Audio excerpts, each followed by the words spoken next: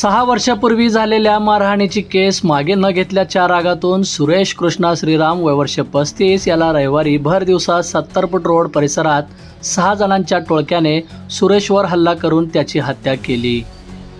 या प्रकरणी पत्नी लक्ष्मी सुरेश श्रीराम वय वर्ष 30 राहणार रफिक नगर MIDC सोलापूर यांनी जेलरोड पोलीस ठाण्यात दिलेल्या फिर्यादीवरून विजय अशोक श्रीराम, रोहित बसप्पा अन्नारेड्डी दोघे राहणार कोंची कोरवी गल्ली मौलाली चौक, सुभाष सगडा राहणार नई जिंदगी, करण अशोक श्रीराम, सुमित अशोक श्रीराम, राहुल बसप्पा अन्नारेड्डी राहणार कोंची कोरवी गल्ली मौलाली चौक यांच्यावर खुनाचा गुन्हा दाखल झाला आहे।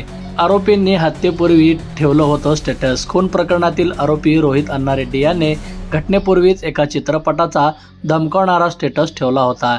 या स्टेटसमध्ये उसे एक साथ नहीं मारेंगे, अलग अलग करके मारेंगे और अगले को वक्त दूंगा, उसे मौत का खौफ महसूस हो अशा आशयाचे डायलॉग असलेले स्टेटस ठेवले होते, अशी माहिती सूत्रांनी दिली। बंधुप्रेम न्यूज चॅनलला लाईक, सबस्क्राईब व बेल आयकॉन दाबायला विसरू नका। धन्यवाद।